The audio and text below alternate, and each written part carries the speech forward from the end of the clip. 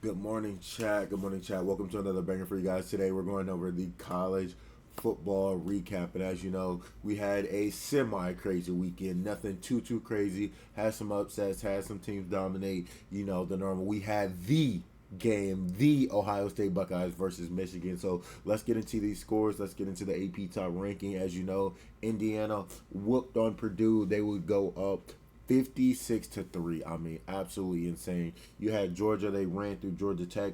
But let's start with the biggest upset of the weekend with huge implications for the SEC championship game and the playoffs. Texas beat Texas A&M. The Texas defense was insane in this game. They held Texas A&M to only 17 points. That is the lowest points that Texas A&M has scored all season. They held Marcel Reed to only 180 yards and two INTs. Texas defense was on a whole new level. Reed would have one of the lowest QBRs of his entire season. Not only this, but the Longhorns would outrush Texas A&M, and that would be the deciding factor in this game. Was Texas A&M did not have an answer to that Longhorns run game. Whether it was Arch Manning breaking it for 40 yards for a touchdown, whether it was the running back for Texas, like they were running the ball, which led to play action, and that A&M defense was always on their toes. They didn't have an answer for anything that the Longhorns were doing because their run game was going so well. Texas went into this game, they handled business, and with the A&M loss, you will see Georgia and Alabama in the SEC championship game. So I'm going to try to put a preview for that game up on either Wednesday or Thursday. So today's Monday. I'm going to be dropping this video. I got the a recap of the Ohio State game dropping tomorrow against Michigan. Wednesday, I'm going to try to do a preview for that Georgia Alabama game. And then Thursday, I'm going to try to do a preview for the Big Ten championship game between Ohio State and Indiana. So let's keep running through these scores here. Ole Miss would take care of Mississippi behind Trinidad Chandler's putting up four touchdowns. Four and 359 yards. He would go 23 for 34. Very efficient game. Paired with Kewan Lacey having nearly 150 rushing yards, Ole Miss would win that game confidently. There was no ifs, ands, or buts about it. Utah at number 13, they would go in. They would beat Kansas. You got Georgia. They ran through Georgia Tech. Looking at those Friday games, those were the Friday games, and then looking at those Saturdays games, let's run through those scores. O State beat Michigan 27-9. You cannot hear me say it loud enough. Pent up aggression over the past 6 years. It had been over 2,100 days since Ohio State beat Michigan, but enough of that. We'll get to that when we deep dive that game.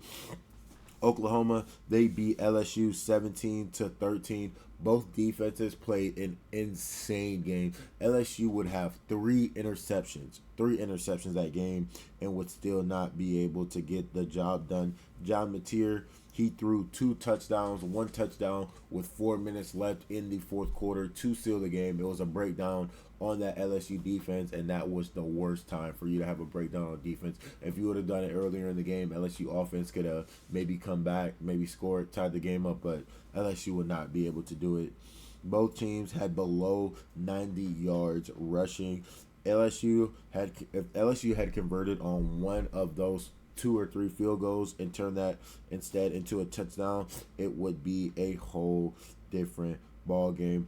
Preseason, let's look all the way back at the preseason. Oklahoma had one of the toughest schedules going, I believe the second toughest schedule going into this college football season. So for them to come out on top, for them to have the wins that they did and still be ranked number 8 and go 10-2, like that's actually insane. Their two losses to Texas, which was a slip up there, and to number 8 Ole Miss, which was definitely noted. Oklahoma, I would say, had a very good season, right? John Mateer in that offense, Brent Venables, he really took this Oklahoma team to that next level.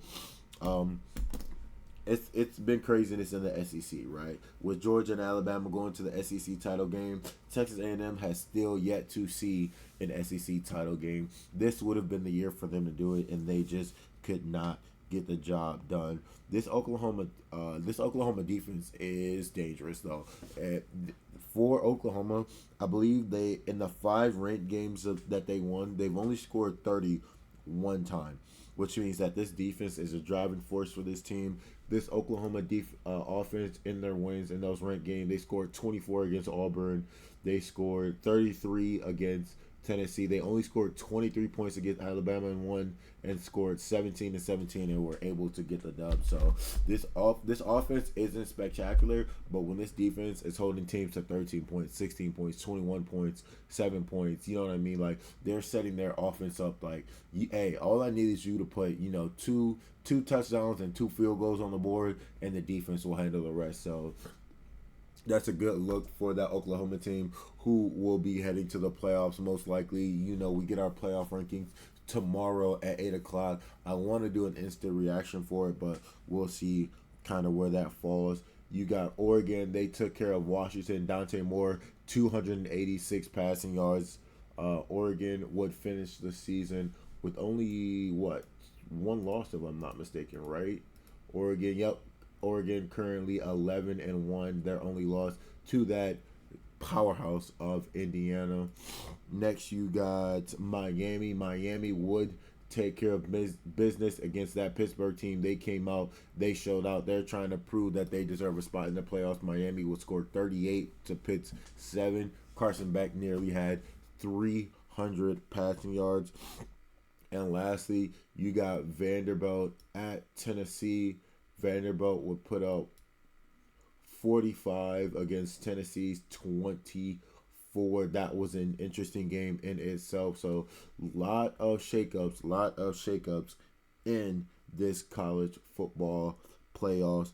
Looking at the AP rankings, we won't get our final playoff picture until this upcoming Tuesday, but according to the AP poll, you currently have Ohio State at number 1. You have Indiana at number 2. Georgia at number 3, who jumped up 1 spot.